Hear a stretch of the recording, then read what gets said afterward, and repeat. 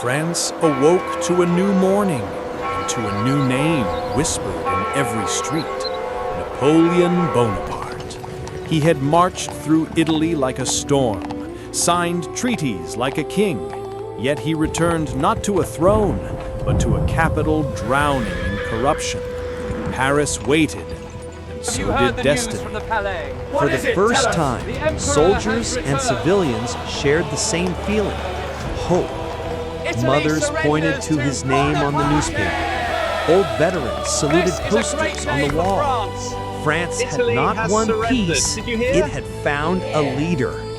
But even heroes carried doubts. Josephine knew her husband was different now.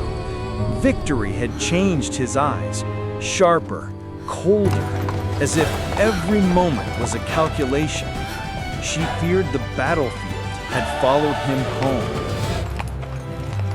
When Napoleon's boots touched the Paris streets, he felt it instantly. No cannon fire, no smoke, yet the air carried something even more dangerous: ambition. And ambition has no uniform. The people hailed him as a savior, but crowds are unpredictable. The same hands that lift you up can one day drag you down. Napoleon had to smile, had to wait, had to play the role, the hero. Above the noise, other eyes watched in silence, powerful eyes, calculating eyes. France had many enemies, and they wore silk, not armor. Some already feared that the general from Italy walked too much like a king. As the carriage rolled forward, Napoleon felt it. The streets were cheering, but the air was tightening. Applause was louder than gunfire, but just as dangerous. He wasn't entering If we secure this vote, the opposition collapses entirely. We can't afford hesitation. And if the press finds out about In the senator's salons of involvement- Paris, champagne flowed, but He must be confidence controlled. did not. Nobles whispered that Bonaparte must be I guided. knew I could count on your controlled. discretion. He is useful now, they said, but power is a fire, and the fire must stay in the fireplace. Napoleon walked the lonely bridge, the same one where many generals once walked, before vanishing from history. He looked at the water and wondered, in politics, is there such a thing as victory? The river had no answer, but it offered a warning. A man who follows the current might drown quietly. Napoleon did not plan to drown. He planned to change the current. Josephine saw his silence and sensed the danger. A great man surrounded by weak leaders. That is how revolutions begin. She begged him to be cautious, but caution was never the language of Bonaparte. I know.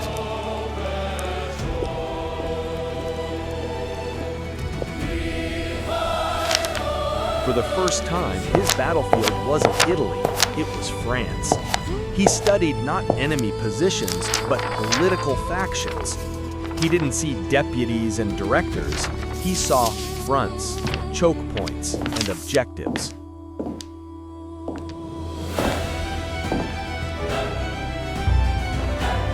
He wrote, "Other men built this republic, but they lost the courage to defend it. I return not as a servant, but as a force." These were not words of ambition. They were words of preparation. You are a traitor to France. I demand satisfaction. In the Senate, fear disguised itself as patriotism. Must proceed now. They spoke loudly of liberty, but their hands Your request trembled is at the thought outrageous. of I will losing not power. stand for it. They knew Bonaparte Monsieur, could not be ignored. I speak to you now or not as a used politician, or but as a destroyed. patriot of France.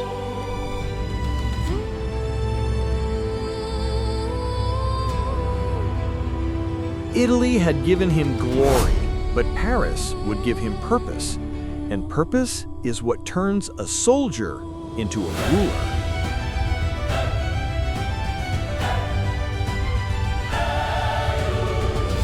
In Paris But that is cafes, precisely the philosophers point. The debated inherent liberty, contradiction while of the soldiers bourgeoisie. debated wages. Everyone had opinions, but few had direction. The revolution had promised freedom, yet 10 years later, people only found confusion. And confusion is fertile soil for ambition.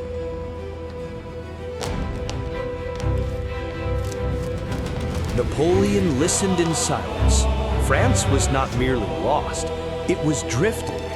And when a nation drifts, the strongest currents decide its future. He did not need to argue, only needed to wait.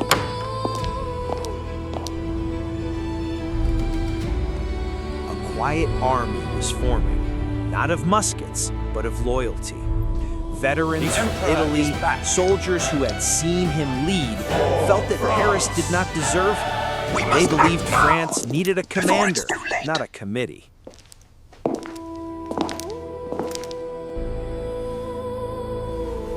He hesitated for just a moment, perhaps wondering if he was crossing a line. Then he circled Paris, the heart of power. Tomorrow he would meet the directors of the Republic. He would not arrive as a guest.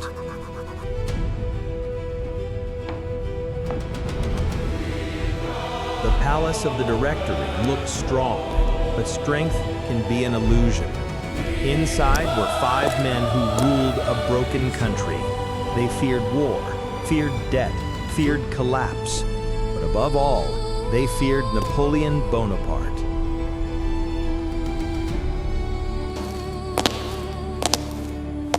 His footsteps echoed down the marble corridor like a drum roll.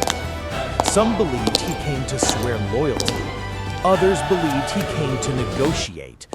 All were wrong. He came to measure who might stand against him.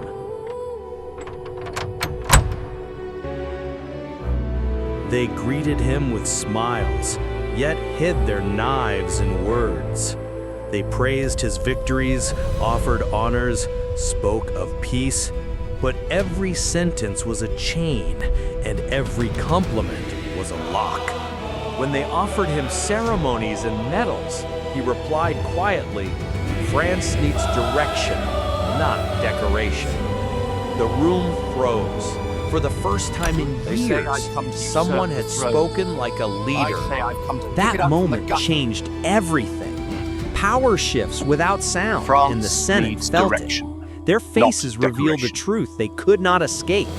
Napoleon was no longer the future, he was the present.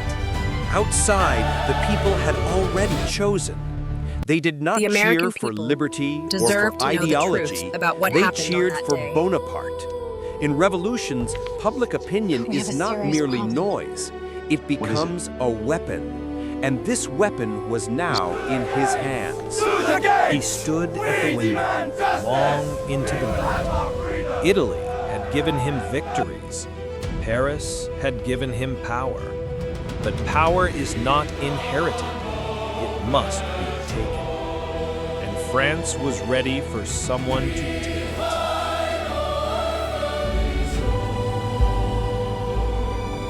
Josephine had seen this look before. The look he had before every campaign. But this was not a campaign.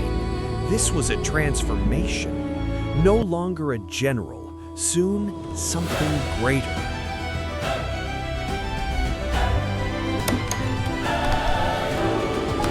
Napoleon's line, "I have won victories for France.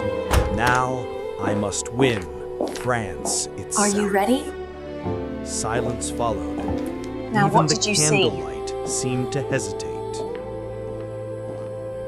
Across France, soldiers returning from If we Italy take the northern refused pass, to swear we cut off loyalty to their the retreat. Directory. They claimed only one man had earned their devotion. "We follow the general," they said. "We follow Bonaparte."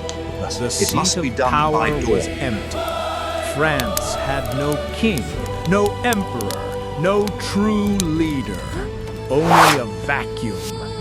And history teaches one lesson: a vacuum will always be filled.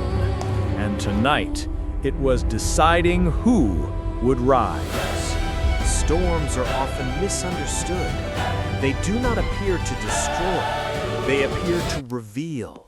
And as the rain struck Paris, it revealed the truth. France no longer trusted its rulers. But one man, waiting in the shadows, understood that storms are not to be feared, but ridden. He did not ask for permission. He arrived with officers who owed him their lives. The Directory believed they commanded the army, but command is not given by titles, it is given by loyalty. And loyalty now stood by his side. Reports arrived from every corner of France. Protests, bankruptcies, riots. The Republic was drowning, but Napoleon saw something else. Opportunity. Not to seize power blindly, but to guide a country desperate for direction.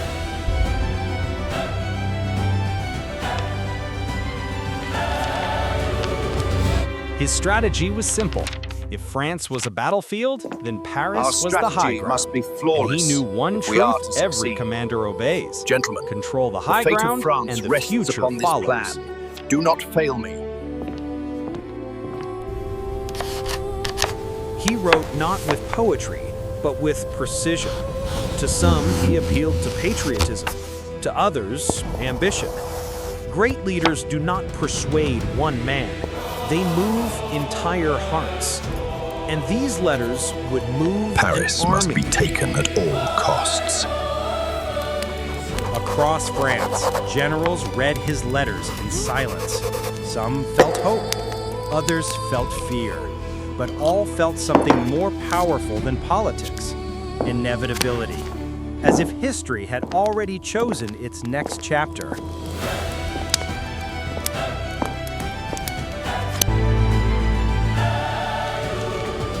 Napoleon spoke only once. France stands at the edge. We must not push her. We must guide her forward.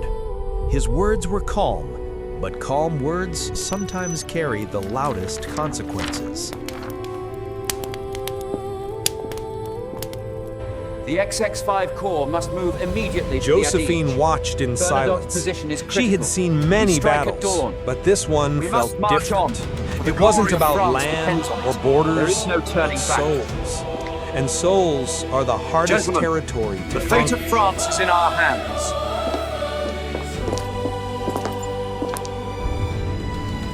In solitude, Napoleon did not feel fear. He felt clarity. A general commands soldiers, but a leader commands destiny. And that night, destiny began to speak his name.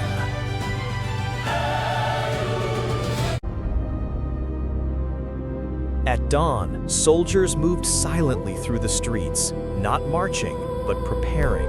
The people saw uniforms and felt relief, but these men were not protecting the Republic. They were guarding the next ruler of France.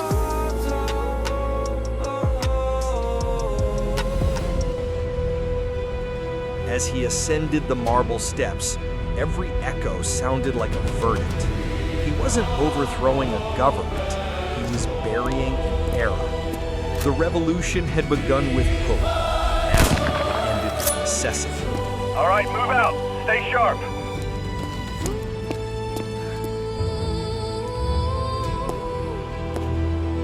Inside, panic replaced debate. Senators demanded explanation, but history does not wait for permission. In just minutes, the voices of politics were drowned by the footsteps of power. This wasn't supposed to happen. They are coming. Amid the I told you this chaos, was too he risky. stood completely We have to deny still. everything. A man untouched by noise. And in that stillness, France found its answer. It did not need more speeches. It needed a spine.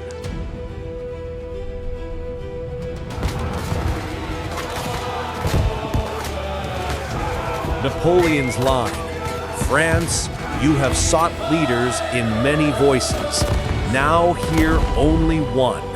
These words did not echo.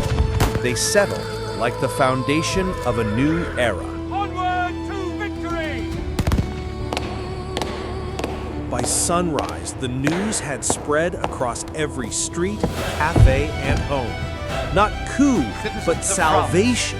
History does not label events by truth. It labels them by victory. We are here And to bring victory order to now chaos, had a name. to forge a new destiny for our nation.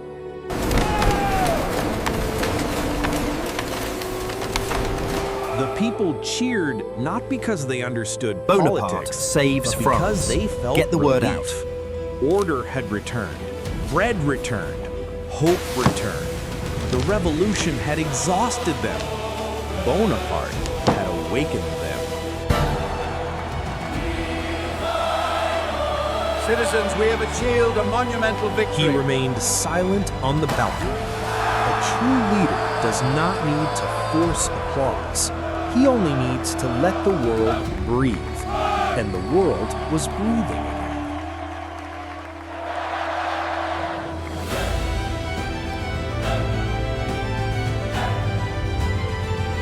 From this room, he would command not just France, but shape Europe. He stared at the map not with greed, but with responsibility. And responsibility is heavier than any crown. Napoleon. This time, the war will not be fought on battlefields. He knew armies would march, but politics would march faster. Paris had seen kings, emperors, tyrants, and heroes. Tonight, it saw something different. A man both feared and needed. And history would spend centuries debating which one he truly was. Napoleon Bonaparte had not seized power. He had simply stepped into a space others had abandoned. The Republic was dead. The Consulate was born. And France had chosen its destiny. If history moved you today, then follow where it leads. Like, share, and subscribe to RealTime Tales TV. He returned as a hero, but heroes are easy to celebrate and easier to betray. Kings feared him, politicians watched him, and now Europe gathered its might, not against France, but against one man, Napoleon Bonaparte. This was no longer just war, this was a choice. Wear the crown or face the coalition. Welcome to RealTime Tales TV, true stories through time.